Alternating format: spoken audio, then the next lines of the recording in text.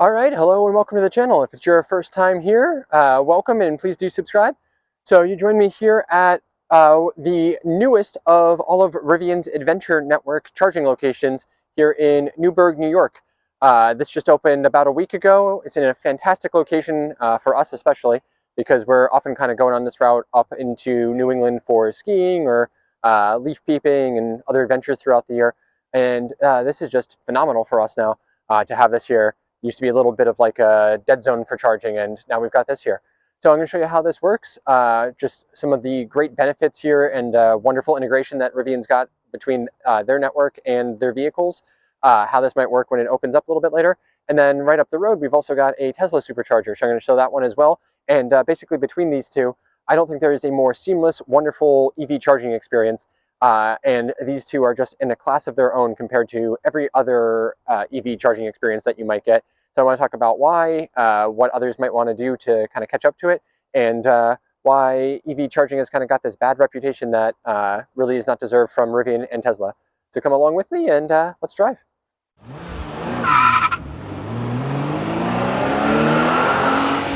That's right. All right, so we're going to get charging up first here. I'm just going to show how easy this is. So we got our port open here, and this is completely plug-in charge technology here. So all we've got to do here is just plug straight in. It's going to start communicating and start charging immediately. So this is the experience that Tesla drivers have had for such a long time too. And now Rivian drivers are getting this as their network expands out. I'm going to show how this works with Tesla, Rivian on Tesla also, because it's pretty much the same thing. But this plug-in charge tech really works so well and makes everything so easy. You don't have to mess with any apps. Don't have to like scan your phone onto the charger or anything like that. No credit cards or anything needed except in the back end, and just this easy. So after this starts communicating, I'll just start clicking, and we're going to start charging in a second here. This is a 300 kilowatt charger. The Rivian's not capable, or at least the R1S that we've got here is not capable of charging quite that fast. We're going to max out at like 215 to 217 kilowatts, but this will deliver all of that power, and we should be good. All right, still communicating, and there we go. We got green light on the pedestal here. Should have a green light on the car in a second. And we are ramping up. Yeah, there we go. All right, already up to 50 kilowatts, and it's going to keep going. So yeah, the way that worked is this is using a plug-in charge capability where essentially you plug and it starts charging. And all of the payment and everything is handled on the back end through a certificate exchange that occurs here. So Rivian's got my credit card on file and just starts charging that way. So this is, like I said, a brand new installation here. It's only been open for about a week. Really nice location here. We are like a little bit of nature here. There's a little like brook back here. Yeah, little brook. I hear some birds and stuff tweeting back there. We got this other this R1T charging here nicely. I love their wheels. And we're like back here behind a Orange Theory and Jersey Mike's and a couple of other options. So restroom and restaurant options for sure. So fast food over there too, because I keep hearing that go. And then up the road at a Walmart, surprisingly, there is an Electrify America charger. I don't know why anyone would ever use that when you have this option here with Rivian. If you drive a Rivian at least, because that's only got four stalls, and I believe only 1 or 2 of them are 350. Whereas here we've got all 6 spots, and these are all 300. Now, for the time being, at least, this is only open to Rivian drivers, but Rivian has announced that they're going to be opening these up to all other EVs, I think by the end of the year is what they said. These used to also be free for Rivian drivers, but toward the end of last year, I think it was November, like mid-November, right before we picked ours up, of course, and used several of these on the way, they went from being completely free for Rivian drivers to being 36 cents a kilowatt hour, which is really not bad. 36 cents a kilowatt hour is among the cheapest pricing. It's what you get at Tesla, like if you're a member, off-peak times, and what you would get at Electrify America at the locations that have their Pass Plus membership that you pay like a monthly fee for and buy the rates down. But this is really nice, works super well, and really the affordability is quite great. So anytime that these Rivian ones are available on a route, we always use these. And this, like I mentioned, is going to be great for us because all the time we drive up here along 87 going up through like upstate New York or kind of the Hudson Valley. We're like always along here, and there really haven't been that many options for charging before. But between this now and Tesla being opened up, we've got like so many more options now. So our road trip up to Stowe that we recently did, we had to like kind of go off of the Evolve New York station in Kingston is like always the one that we use for that. But then once you get like further up into New York, there are really few fast-powered chargers. So it's really great that we have like all the Tesla ones now. And there's another Tesla one kind of right along here too. So we're gonna check that one out in a couple of minutes here. Yeah, so Rivian's thing here with these Rivian Adventure Network chargers is that they're kind of putting them both in places where there isn't a lot of charging available already, what they call like the underserved areas, or places kind of like close to where you might want to go adventuring and live the Rivian lifestyle. So since this is, a car that's focused on like getting off road, camping, surfing maybe, getting out to national parks, going skiing and stuff like that, they've been building these kind of in a lot of those locations. I guess this one is, kind of a combination of like underserved area and something kind of along the route that you might take going up to like the mountains and stuff here. We're not too far from like the Catskill Mountains and the Adirondacks, so definitely some options for that around here. Yeah, this is like the first one now in New York, first one in the Northeast, really. I think Massachusetts may have just gotten one, and New Hampshire's getting one soon. But really not very many around here, and this is great.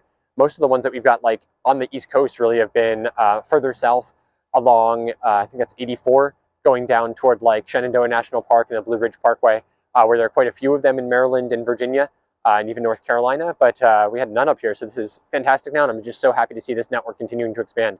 So they're building these out a whole lot now. There's a ton of sites coming online. You can check out the map online to see where ones might already be or are coming, but you can just see like they're really kind of fleshing out this network across the country.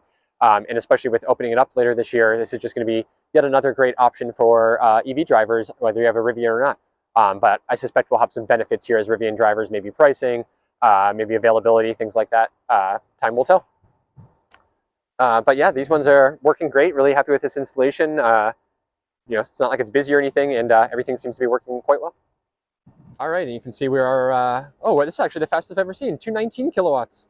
I've never seen it above 217 before. That's amazing. You can just hear this thing humming and going like crazy.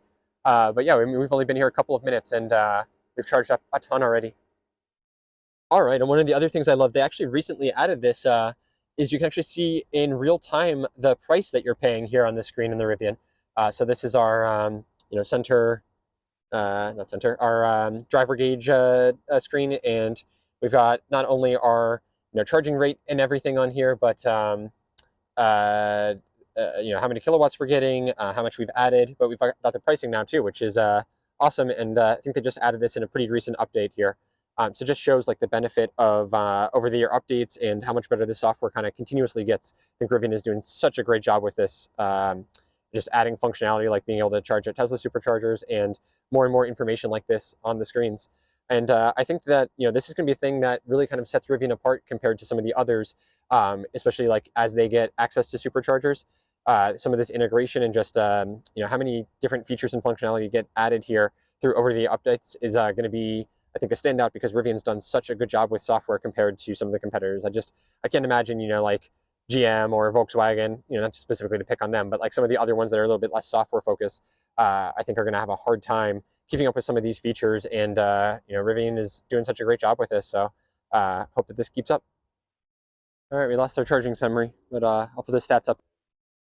All right, and this video is brought to you today from my friends at BestEVMod, who make some of the absolute best accessories for EVs, especially Tesla and Rivian.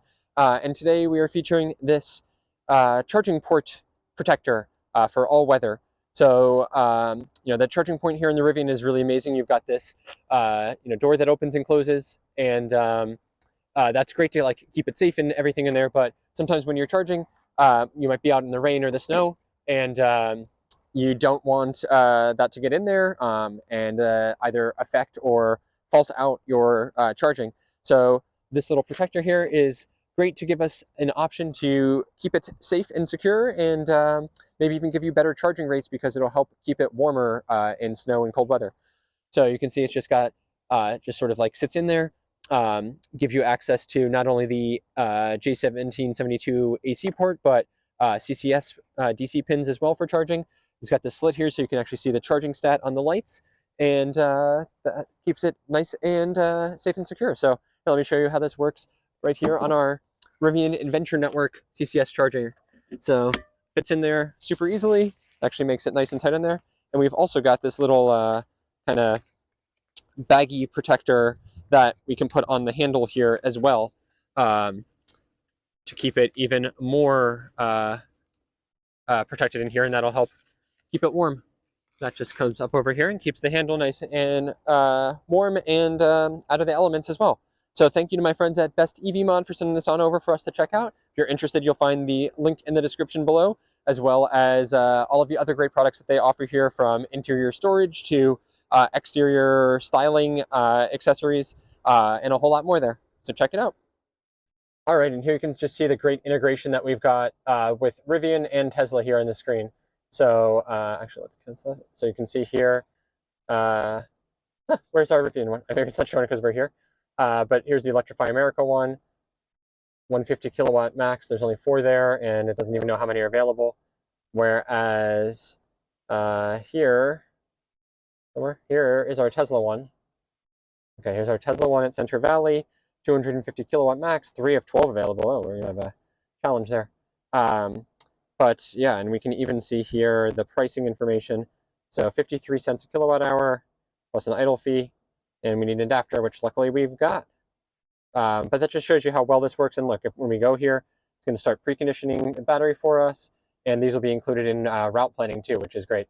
But what's awesome here is that just with the plug and play and everything, you don't even need to bother with the Tesla app or anything. It's all available here in the screen, in the Rivian app, yeah, don't need to worry about any of that, and just do everything through Rivian.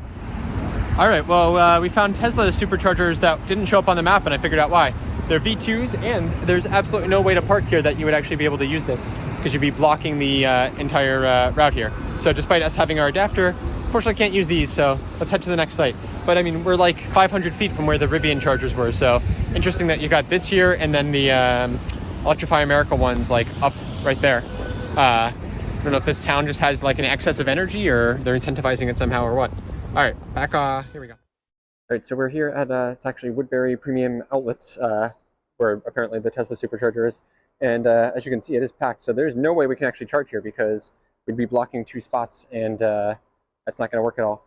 And basically we need to be parked in this spot here where this Subaru is to get the last one here and only block 1 spot. But because of how full this is, there's not 2 next to each other, and I especially don't want to take up 2. So we have to bail on this, which yeah, it goes to show some of the limitations here with the way that these chargers are set up, and the cord lengths and everything. Basically the problem is, if we were going to park the Rivian, we would have to be in a spot like this and then plugged into the next one over, because of the port location on the front left here. So no charging here, and we'll have to check out another. All right, now we're here at Tesla Supercharger in Pompton Lakes, New Jersey, kind of along our way back home. Actually not too far from where we used to live. This is a nice location here, and yeah, let's get charging here. Nobody else here, so that works out pretty well. Interestingly, we kind of have this option here, which is not a real spot that I'm parked in, but we can charge there, and we're not really blocking anything. You can't really do it over there because of the way that that one's set up, so you'd be blocking 2 over there also. Now, it doesn't really seem like it matters too much here because of the lack of congestion, but still not great. All right, so let's get charging on here. All right, so we've got our awesome A to Z adapter in a nice case here. Here it is again, in case you missed the video. I did one on this earlier, but really great unit here, and it's been working super great for us. So we've got our charge port open, and basically the way this is going to work is we've got our Tesla cable here that plugs in, and now this is the one part that I don't love about this design, is that you have like a manual latch here, and you've got to get this on nice and tight, then kind of, yep, see, then you have to lock it in. Now it will not actually allow you to charge without being locked, so you're going to be safe, but sometimes you really got to kind of manhandle this on here to get it locked in. And let me see, lock, open. So lock goes this way. Yeah, just sometimes this is a little bit hard to get on here. Okay, so now we're on and we're manually locked. This other part is much easier. It's like a spring latch one. I believe that they are working on like potentially re-engineering this bottom one to make it a little bit easier, but this has been all of the feedback that they've gotten so far. But otherwise works super well. So we were locked on here, and again, we do not have to do anything to initiate payment. Don't need to mess with any app. We just plug straight in and should start charging. All right, and horrible news here. As you can see, red, we are not charging. Apparently this site is offline right now. I didn't notice because the Rivian didn't say so, but the Tesla app says that it is temporarily offline. So no charging here. And we have Electrify America chargers over there as a backup, but those are all offline and seem to be unpowered also. So they must be having some sort of power issue here. So unfortunately, I can't show you how this is working because every supercharger we seem to go to today has some issue with it, whether it's crowding or it's not a compatible one with Rivian vehicles. So yeah, after our first time that you will have found in the last video, which worked great, we are not having such good luck today. So sorry about that. My whole purpose in making this video is to show just that both Rivian and Tesla really have the best charging networks out there. Super reliable, really easy to use, and with plug-in charge especially, they're just phenomenal. But Tesla's letting us down today, so chalk that one up as Rivian 1, Tesla 0 for 2 or 3. Man, I don't know. Usually absolutely no problem like this, so that is too bad. So interestingly says payment error update in the Rivian app. So let me check that, but I know we don't have a problem because we charged before. All right, and here's the EA ones. As you can tell, the screens are off on these. These are all 150s anyway, so I'm not sure what the point of this install is. I mean, I know what the point is, but not as fast as it could get. Yeah, so definitely something going on here with either power or it seemed like the Tesla one was maybe getting power, but it was just unconnected to the internet because it was giving me that payment error screen, which is not true. But in the Tesla app, you can't even connect to the chargers there. Bizarre. Well, anyway, on that bombshell, I guess stick to Rivian chargers? I don't know. I'm sure we're going to be counting on these quite a bit more in the future, and this is really just an unlucky day for us. But yeah, stay tuned to the channel. We'll be charging up more Tesla Superchargers soon. Definitely we'll show you how this adapter works in more detail and give you some more details and review on it as we get to use it a bit more. And you know, hopefully this is just a first blip in our overall Tesla supercharging experience. I mean, honestly, I know this is going to work fine. This is just unlucky here, but kind of disappointing. So sorry about that. Yeah, let me know what you think in the comments below. Hope you found this video interesting and useful. If so, please do like and subscribe. And with that, we'll see you out there on the road.